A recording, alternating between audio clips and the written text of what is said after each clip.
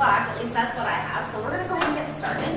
A little bit about the house before we get moving. There are a couple rules that I just ask you to follow.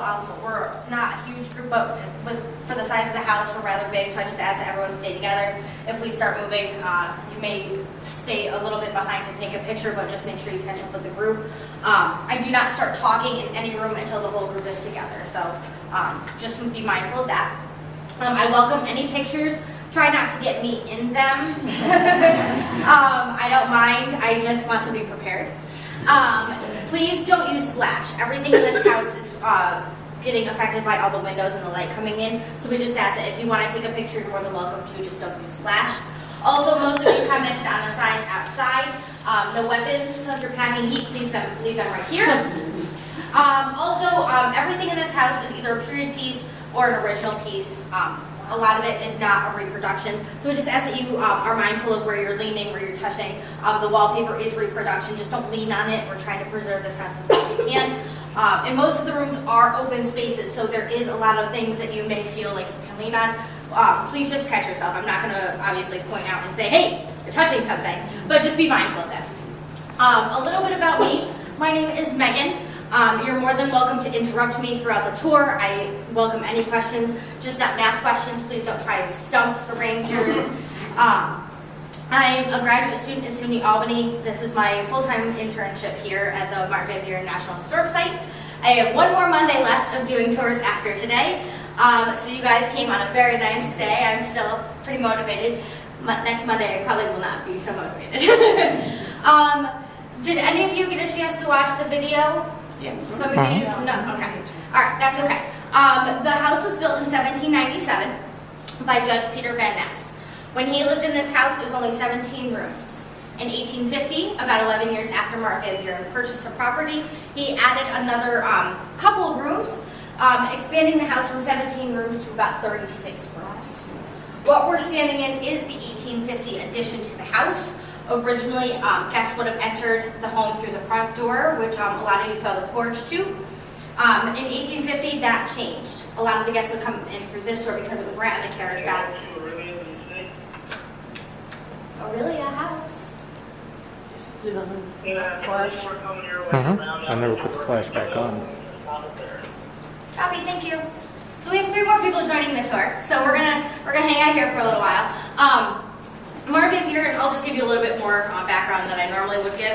Mark Van Buren started out as a lawyer. He was apprenticed to a local man, Francis Sylvester, at the age of 14. His mother had planned this.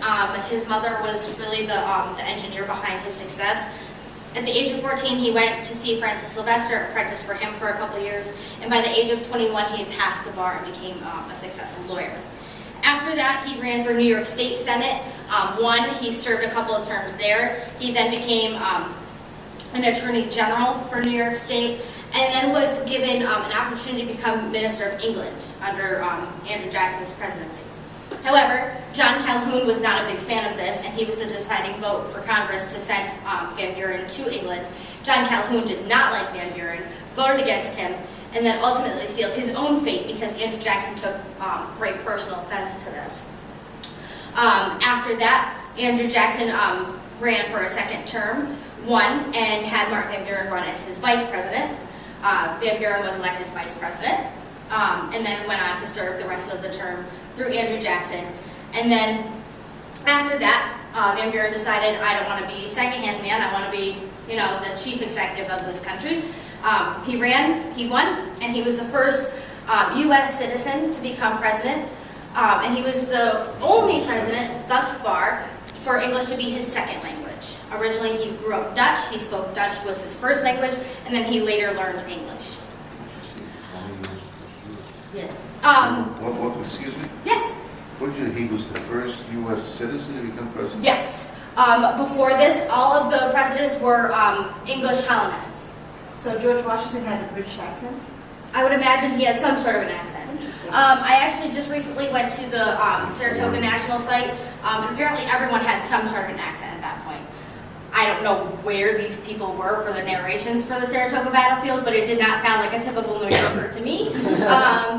But maybe New Yorkers sounded different. I'm not sure if Washington had an accent. I do know a fun fact about Mark Van Buren, and apparently he had not such a great speaking voice. Apparently he was a little bit high-pitched and probably a little bit obnoxious to listen to. That's why he worked mostly behind the scenes as opposed to being the guy.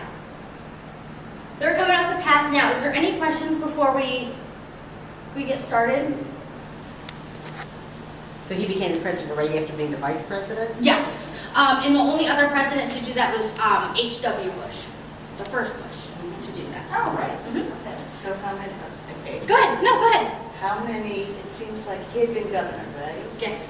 How many, it looks like a lot of New York governors became. A lot of them. I think it's because New York has such a strong voting base. I think that's why. I could be wrong. I only minored in political theory, so I don't know. I can theorize a lot, but I can't tell you anything about actual politics. He was president number 8. Yep. He was the 8th president, and he was actually the 2nd shortest president.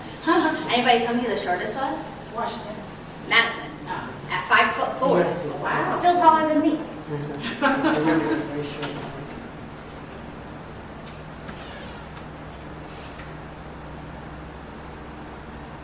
And then this tour is going to be closed. So let me switch this thing so no one can talk to me. Except for you.